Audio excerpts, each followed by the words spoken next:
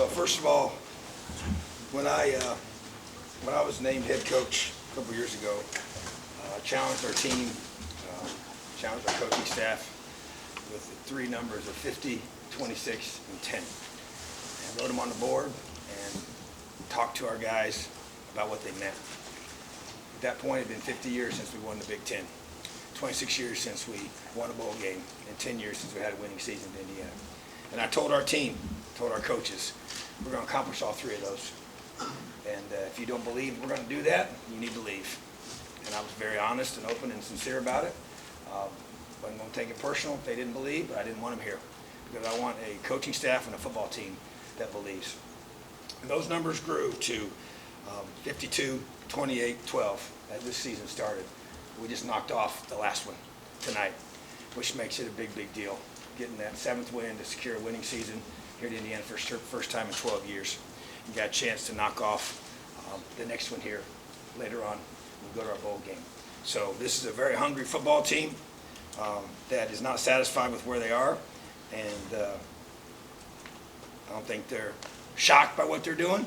They expected it, and there's no question that not a lot of people felt that way or believed in us, and that's okay. It never mattered to us. About earmuffs and blinders in this program, and we're just really proud of our guys, proud of how they fight, the grit they showed. We start the game with 2 stinking offsides penalties on our offense and get 1st and 20 against a very good defense and didn't blink. Drove right down the field, got us 3 points and got rolling. So just really proud of the resilience and the toughness and the fight of this team, the grit that we have, that we show each and every week. We're getting better every time we take the field. Probably was our most complete game to date. To get 4 Big Ten wins in a row is pretty special. And so just congratulations to our coaching staff. I thought Kane Womack did a phenomenal job calling the defense today. And Kayla and the board continues to do a great job. And our offensive staff and defensive staff, the guys have worked extremely hard, and that will not stop. So a lot of good performances tonight, but it was a team win. And very excited about getting number 7. It means a lot to this program. Questions? Zach. Good, kind of with one question. You talked about your team not being satisfied, not being surprised, but they haven't had, as a group together, this kind of success. Obviously, the win total, but also kind of the stretch you're on here. How have they kind of managed maybe some of the intangible stuff through that together to make nights like tonight not even sort of seem very routine, I guess? Well, I think there's a very purposeful approach with our coaching staff, with our guys. Yeah, it's uncharted territory for this team and our program, but at the same time, I'm telling you, we've recruited a bunch of guys that came here to do the very thing we're doing right now. And that's why, when I talk to these guys and challenge them about what's next and where we want to be and what we're trying to accomplish, that they just have the mindset that, hey, coach, that's why we came here. So we expected this to happen. Didn't know when it was going to happen. And I always, and I believe it was going to happen my first year, okay, and it did not. And I believe it was going to happen year 2. And I knew we were really young last year. It was going to be challenging to do some of these things, but it didn't happen. But we didn't. It was very disappointing, but we didn't get discouraged. We didn't hang our heads. We just rolled our sleeves up and went back to work. We kept recruiting, we kept developing, and we kept fighting. And that's where grit comes into this year. That's our one word for a reason: the perseverance and passion towards a long-term goal. And that's what this team has. And they showed it again tonight. And like you said, it was just a very systematic, dominant performance by our football team in all 3 phases against a very mature team that's played a brutal schedule. Coach Fitz is one of my guys I look up to so much in this conference. I have so much respect for him. And his kids play so hard. They're physical, they're tough, they're big, they're strong. And they've just had a bunch of tough losses and played a really, really, uphill battle schedule-wise, and it makes it hard sometimes. And it's a fine line in this league, and so I fully understand that. So to me, it's about understanding that we've got big goals for this place, and I came here with that belief, and it has not changed. And so I knew it wasn't going to be easy, and it's not been easy. And we just got to stay the course, keep working to get better each and every week, enjoy the bye week. It's going to be critical that we get healthy and get better this week, do a lot of recruiting, but at the same time, these guys they're on a mission, and I'm proud of them. Tom and then Rebby. Coach, just have to ask what went into the decision to start Mike tonight and how he was, and then what, if anything, there was that happened where he had to come out? Yeah, the decision to start Mike was pretty simple. I've been kind of frank with that situation. He was the starter, and as soon as he's healthy to play, then he would come back and be the starter when he was able to go, and he was able to go this week, so we went with him, and then he got dinged up there right before half, and so we'll know more about that tomorrow.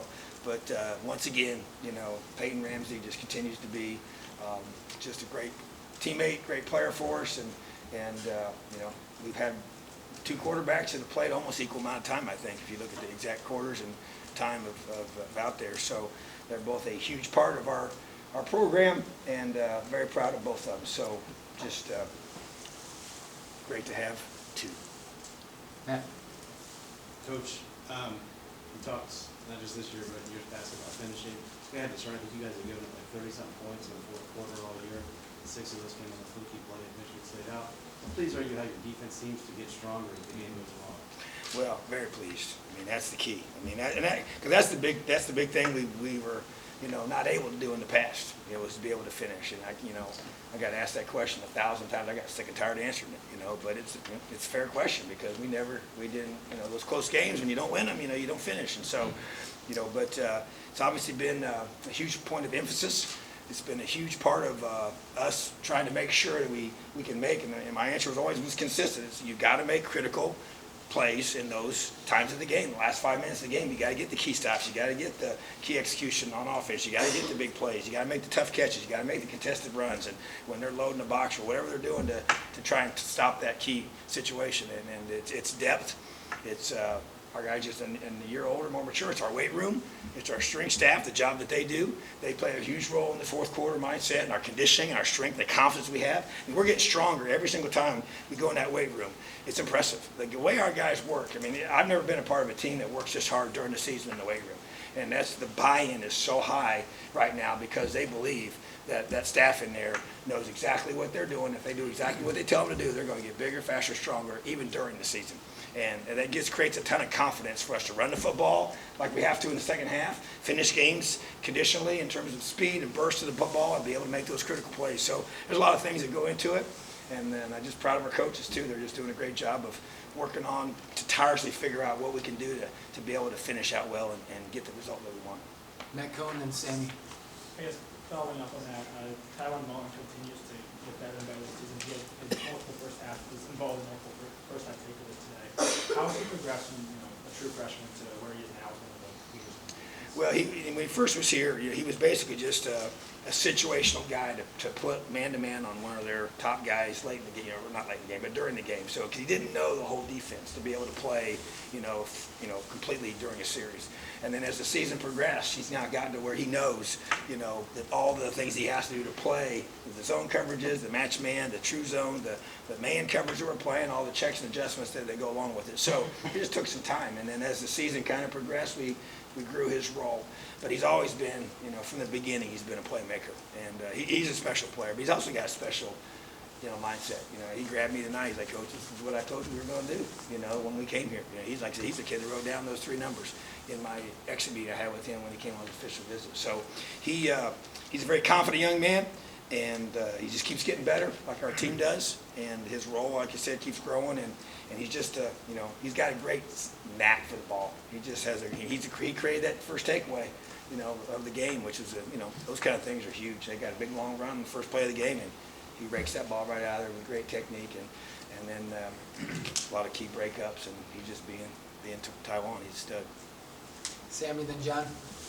Coach, Stevie Scott went over 100 yards again for the 3rd time this season. He's been a factor in the passing game. How has his evolution come along from the beginning of the season where you guys struggled to run the ball to now where you're almost running at will? Yeah, we were very frustrated at first. And I know we had you guys asked me questions, and you should. But I do feel like that there was a concerted effort by the teams we were playing to just make sure Stevie Scott did not beat them. And so they were loading the box, and they were making sure, and he was getting, impatient, and he was trying to bounce a lot of runs and try to make those big plays and get those yards.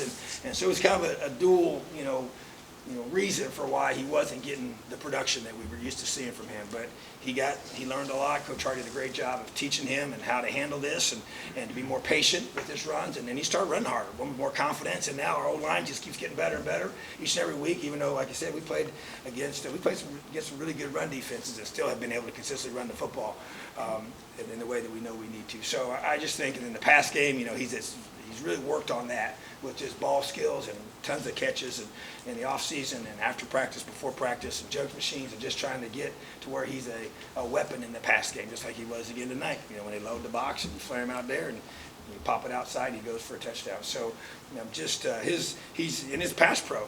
He's a great pass protector. He's a big boy, but he's unselfish, and that's a big part. Matter of fact, we used in one of our during fall camp. I read a lot of books and use a lot of books to teach our players about the kind of team we're trying to develop. And one of them was about an unselfish running back at the NFL level, what that looks like, and how those guys have to be great pass blockers as well as, receiving the football out of the backfield as well as running the ball.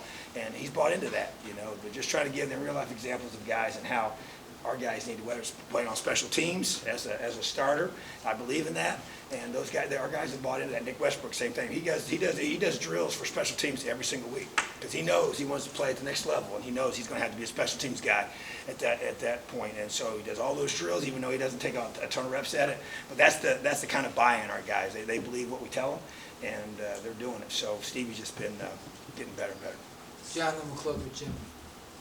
Obviously, we already asked about Taiwan Mullen, obviously that strip, but Alfred Lance Bryant right before the end of the half. Yep. I know it was it didn't, count. Still counts for a takeaway. Yeah, in terms of yes, it does. riding to that half with some momentum, how much of that? Well, that's huge. Cause we knew they were going to get the ball in the third quarter, and you guys watch us play, so we've had some end of the half.